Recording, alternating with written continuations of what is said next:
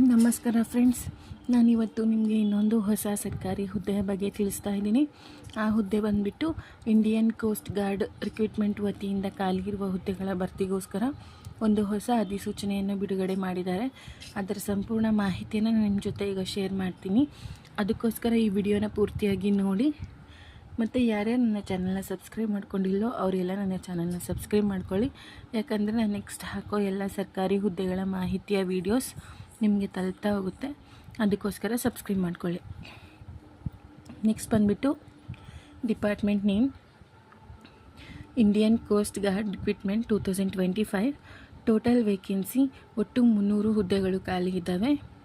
Salary ವೇತನ ಬಂದುಬಿಟ್ಟು 21,700 ರೂಪಾಯಿಗಳಿಂದ 35,000 ರೂಪಾಯಿಗಳ ತನಕ ಇದೆ. Next details of post. ಇದರಲ್ಲಿ 2 ಹುದ್ದೆಗಳು ಖಾಲಿ ಇದ್ದಾವೆ. ಒಂದು ಜನರಲ್ ಡ್ಯೂಟಿ ನಾವಿಕ್ ಅಂತ, ಜನರಲ್ ಡ್ಯೂಟಿ ಒಳಗಡೆ ನಾವಿಕ್ ಹುದ್ದೆ ಖಾಲಿ ಇದೆ. ಮತ್ತು ಎರಡನೇದು ಡೊಮೆಸ್ಟಿಕ್ ಬ್ರ್ಯಾಂಚಲ್ಲೂ ನಾವಿಕ್ ಅನ್ನೋ ಹುದ್ದೆ ಖಾಲಿ ಇದೆ. ನೆಕ್ಸ್ಟ್ ಬಂದುಬಿಟ್ಟು ಇಂಪಾರ್ಟೆಂಟ್ ಡೇಟ್ಸ್ ಫಾರ್ ಅಪ್ಲೈಯಿಂಗ್. ಅರ್ಜಿ ಸಲ್ಲಿಸಲು ಪ್ರಾರಂಭ ದಿನಾಂಕ 11/2/2025.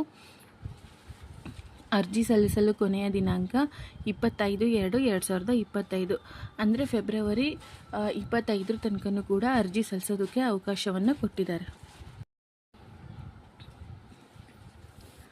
ನೆಕ್ಸ್ಟ್ ಬಂದುಬಿಟ್ಟು qualification required for this post.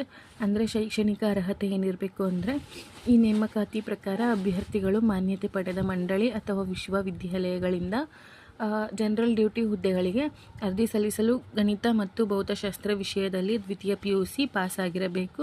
ಅಂದರೆ ಜನರಲ್ ಡ್ಯೂಟಿ ಹುದ್ದೆಗಳಿದಾವಲ್ಲ, ಆ ಹುದ್ದೆಗಳಿಗೆ ಗಣಿತ ಮತ್ತು ಭೌತಶಾಸ್ತ್ರ ವಿಷಯದಲ್ಲಿ ದ್ವಿತೀಯ PUC ಪಾಸ್ ಆಗಿರಬೇಕಾಗುತ್ತೆ.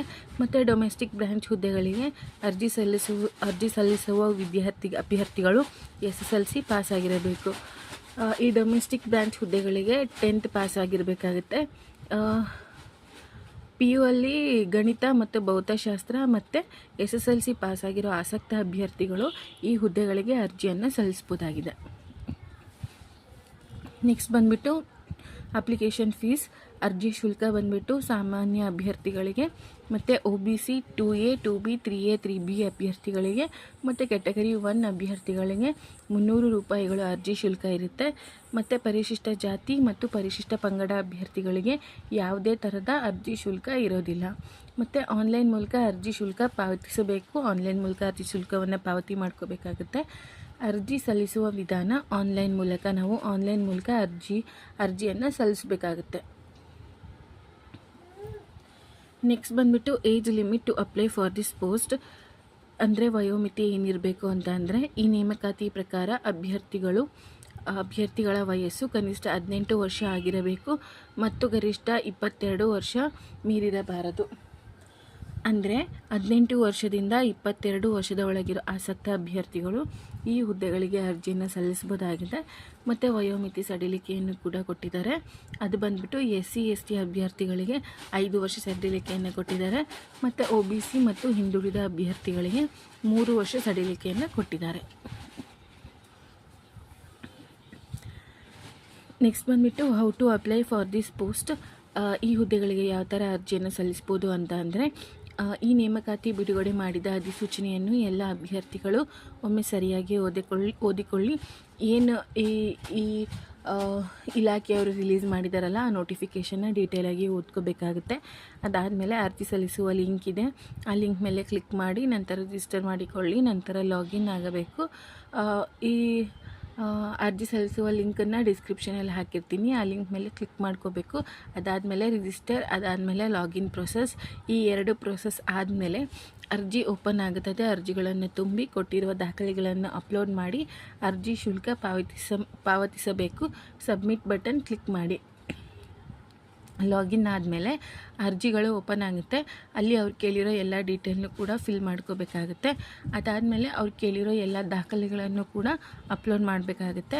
ಅದಾದಮೇಲೆ ಏನು ಅರ್ಜಿ ಶುಲ್ಕ ಇದೆಲ್ಲ, ಯಾರ್ಯಾರಿಗೆ ಯಾವ್ಯಾವ ಅರ್ಜಿ ಶುಲ್ಕ ಅಪ್ಲೈ ಆಗುತ್ತೋ ಆ ಅರ್ಜಿ ಶುಲ್ಕವನ್ನು ಪಾವತಿ ಮಾಡ್ಕೋಬೇಕಾಗುತ್ತೆ.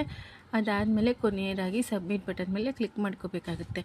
ಸಬ್ಮಿಟ್ ಬಟನ್ ಮೇಲೆ ಕ್ಲಿಕ್ ಮಾಡೋದಕ್ಕಿಂತ ಮುಂಚೆ ನಾವು ಫಿಲ್ ಮಾಡಿರೋ ಡೀಟೇಲ್ಸ್ ಮತ್ತು ಅಪ್ಲೋಡ್ ಮಾಡಿರೋ ದಾಖಲೆಗಳು ಮತ್ತು ಅರ್ಜಿ ಶುಲ್ಕ ಎಲ್ಲದನ್ನು ಸರಿಯಾಗಿ ಪಾವತಿ ಮಾಡಿದ್ದೀವಾ ಅನ್ನೋದನ್ನು ಚೆಕ್ ಮಾಡ್ಕೊಂಡ್ಬಿಟ್ಟು ಆಮೇಲೆ ಸಬ್ಮಿಟ್ ಬಟನ್ ಮೇಲೆ ಕ್ಲಿಕ್ ಮಾಡ್ಕೋಬೇಕಾಗುತ್ತೆ. ನೆಕ್ಸ್ಟ್ ಬಂದುಬಿಟ್ಟು ಸೆಲೆಕ್ಷನ್ ಪ್ರೋಸೆಸ್ ಬಂದುಬಿಟ್ಟು 3 ಹಂತಗಳಲ್ಲಿ ನಡೆಯುತ್ತೆ. ಮೊದಲನೇದು ಎಕ್ಸಾಮ್, ರಿಟರ್ನ್ ಎಕ್ಸಾಮ್, ಎರಡನೇದು ಸಂದರ್ಶನ, ಮೂರನೇದು ದಾಖಲೆಗಳ ಪರಿಶೀಲನೆ. ನೆಕ್ಸ್ಟ್ ಬಂದುಬಿಟ್ಟು ದಾಖಲೆಗಳು.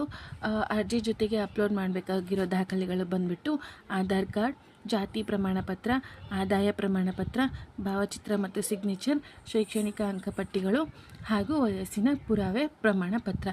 ಇದಿಷ್ಟು ಕೂಡ ಈ ಹುದ್ದೆಯ ಮಾಹಿತಿಯಾಗಿರುತ್ತೆ.